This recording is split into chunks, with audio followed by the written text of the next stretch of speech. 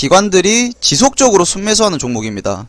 이렇게 계속 순매수하는 이유가 있겠죠. 지금 전 세계적으로 차량용 반도체 수급이 부족한 상황이기 때문에 지금의 눌림목 이후 3월에도 다시 한번 상승을 예상해 볼 수 있습니다. 국채금리 이슈가 있고 없고에 따라서 성장주 섹터와 종목의 종류가 달라지기 때문에 증시와 함께 성장주 탑3를 함께 살펴보겠습니다. 안녕하세요. 성공투자의 길라잡이 주프로입니다. 오늘은 증시와 함께 성장주 탑3를 함께 살펴보겠습니다. 2월의 마지막 영업일을 상승으로 마감했으면 좋았을 텐데 발행과는 달리 미국 시장은 하락 마감했습니다. 미국 증시가 하락하면서 국채금리 이슈가 3월에도 이어질 가능성이 높아졌는데요. 국채금리 이슈가 있고 없고에 따라서 성장주 섹터와 종목의 종류가 달라지기 때문에 3월에도 증시 조정을 염두에 두고 성장주를 선택하는 게 좋겠습니다.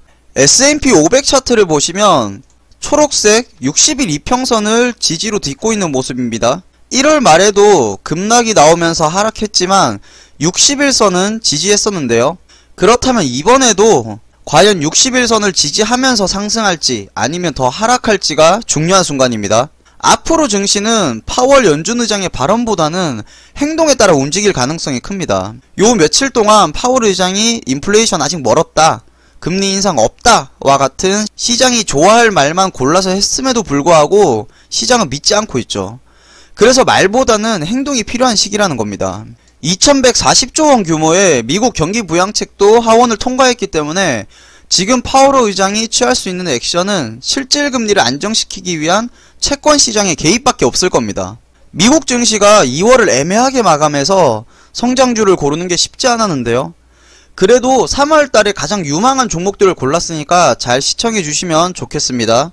지난번에 삼성전자의 미국 오스틴 공장이 이상 한파 때문에 공장이 셧다운된 적이 있었죠.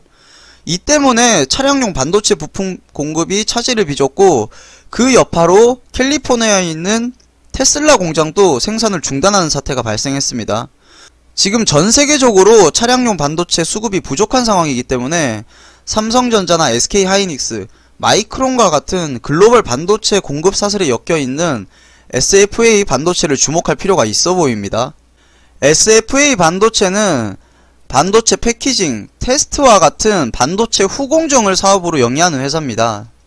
이미 차량용 반도체 수급 부족이 가시화될 때 시장에 주목을 받고 있었습니다. SFA 반도체는 삼성전자와 테슬라가 손잡고 반도체를 개발한다고 할 때부터 가장 주목받는 종목이었어요. 그래서 지금도 차량용 반도체 부족의 수혜주로 분류되는 중입니다. 차트를 보시면 일봉상 급등하고 눌림목 나오고 또다시 급등 이후에 눌림목이 나오는 전형적인 패턴을 보이고 있습니다.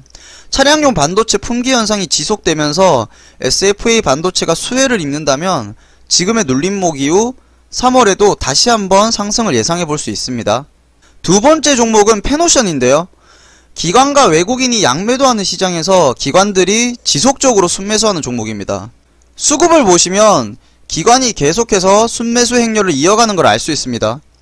특히 주목할 점이 연기금이 주식시장에서 2달 가까이 순매도를 하고 있는데 페노션은 계속해서 순매수한다는 점입니다. 이렇게 계속 순매수하는 이유가 있겠죠. 해운 운임 가격을 BDI라고 하는데요. 페노션이 주력으로 하는 벌크선 BDI가 작년 12월 이후로 강세를 보이면서 페노션의 수익성 개선이 기대되고 있습니다. 참고로 벌크선은 곡물이나 광석과 같은 건화물을 운송하는 선박을 말합니다.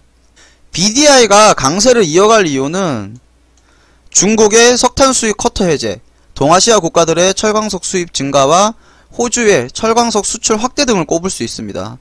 페노션 같은 경우는 작년에 BDI가 워낙 낮았기 때문에 올해는 기저효과도 누릴 수 있고 코로나가 종식되면 물동량이 본격적으로 증가하기 때문에 앞으로 수익성이 개선될 여지가 아주 높은 종목입니다. 하나투자증권에서 발간한 기업 분석 리포트를 잠깐 보시면 페노션이 본격적인 업황 회복 사이클에 진입했다고 보고 있고요.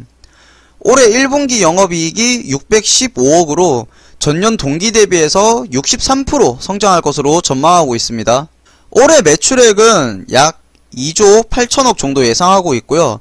보시다시피 대부분의 매출이 벌크선에서 발생하는 수익 구조입니다. 올해 추정 영업이익은 약 2,600억 원으로 작년 대비해서 14.5% 성장한다고 보고 있습니다. 올해가 수익성 개선의 원년인 셈입니다. 일봉으로 보시면 지금처럼 증시가 롤러코스터 같을 때 가격이 너무 높은 거 아닌가 생각할 수도 있는데요. 이미 관련 호재가 반영돼서 상승하는 중입니다. 하지만 월봉을 보면 생각이 달라질 겁니다.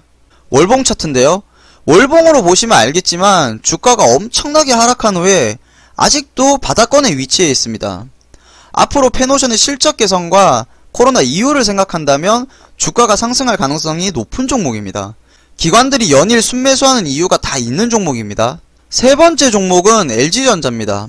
LG전자는 현재 MC사업부의 존폐 결정이 가장 큰 프로젝트입니다.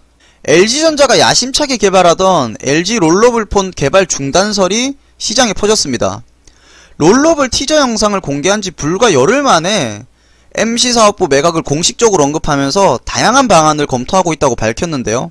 롤러블 디스플레이 개발을 함께하고 있던 중국 BOE한테 해당 프로젝트 보류를 통보했다고 합니다. 어떻게 보면 LG 롤러블은 MC사업부의 매각 가치를 높이기 위한 카드인 것 같습니다. 잘 매각하기 위해서 밑밥 깔고 베트남 빈그룹, 폭스바겐, 러시아 국부펀드 등 여기저기 접촉하는 걸 보니까 다양한 카드를 만지작거리는 것 같습니다. 3월 하순에 예정된 LG전자 주총 전에는 결말을 짓지 않을까 예상해봅니다. 지금까지 상황으로 본다면 LG전자는 MC사업부를 정리하고 싶지만 인력이나 특허 같은 그 뒤의 일들도 골치가 아픈 상황으로 보입니다. 만약에 LG전자가 MC사업부를 매각한다면 올해 영업이익만 4조 원을 상회할 것으로 예상하고 있습니다.